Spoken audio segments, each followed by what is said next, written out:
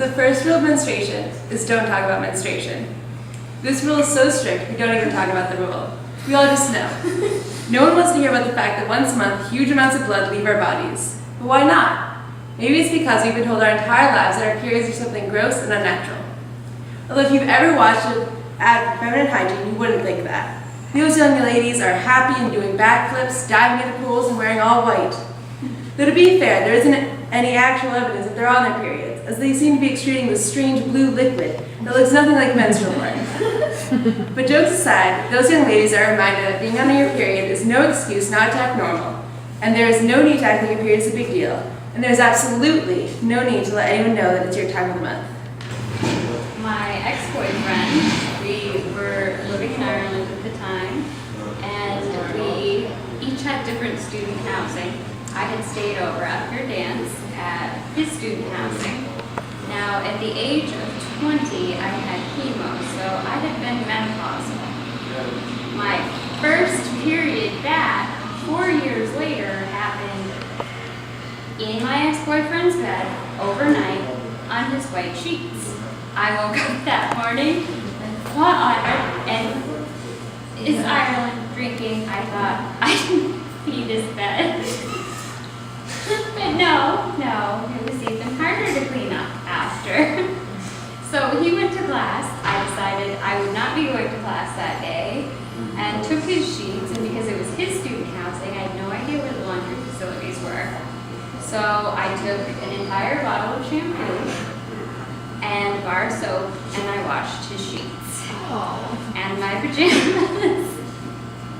And then I had to figure out how to string up clothing or anything, like hunting through his roommate's stuff, trying to find something so I could hang the sheet up to dry it. And he got back that afternoon and was so sweet to me because I was nice enough to wash his linens. You'd think that since I'm a mathematician, my period would be precise, starting at exactly the same time, 28 days on the dot after the first day of my last cycle. Nope. Apparently, my uterus slept through all of the analysis classes and latched right onto chaos theory. My cycle is recurrent but not periodic for the mathematicians in the audience.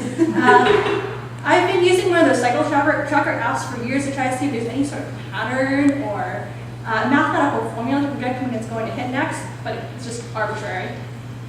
One summer, my partner and I were driving down to North Carolina for our genealogy trip with a stop in Maryland along the way. We were following this convoluted route that our GPS assured us was really the fastest way to get to our destination when it happened. Now, in addition to being impossible to pinpoint when it will start, my period tends to be pretty intense at the outset. It's a torrent of blood for the first few hours. So we're driving along in the car, and I start feeling like I have to pee, but I also feel something else. I feel something rushing out of me. My period is here. I tell my partner that we need to get to a restroom ASAP. We happen to be driving along one of those woodsy stretches that seems to be light years away from civilization. I keep watching for a sign for a gas station, but there isn't one. I think it takes us an hour to find one.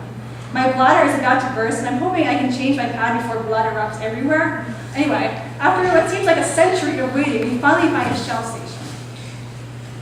When my partner and I walk into the store, we are immediately confronted by the sign telling us that you have to buy something to use the restroom. The store clerk is watching us like a hawk, probably to make sure we don't pee and dash. So my partner picks up this bag of salt and vinegar chips, and I make a beeline for the bathroom. I close the door and survey the damage, and there's blood everywhere. I'm almost amazed that it's not running in rivulets down my legs. My shorts are so soaked that I assume there's no hope to salvage them. So I change my pad and clean myself up as best as I can, but I'm still wearing bloody shorts. When I get out of the bathroom, my partner is perusing the store aisles, trying to pretend as though we were really looking for things and not just using the bathroom. He tries to talk to me about food or something, and I think I just nod because I want to get out of there before the store clerk notices that I'm oozing blood. When it's time to take care of business, I open my backpack. I open the pouch that holds the items, no longer Finding Nemo pouch. I grab an item, I hold it in my fist for a while. Then I quickly, when no one's looking, I put it in my pocket. Then I go to the bathroom, and I agonize over why on earth opening a tampon is so noisy. Sometimes I head to the bathroom and I notice that there's a situation, so I go back to get materials, and I go through the procedure to get what I need. And then I announce, oh my God, I need to pee again. What is this? And then I go and take care of business.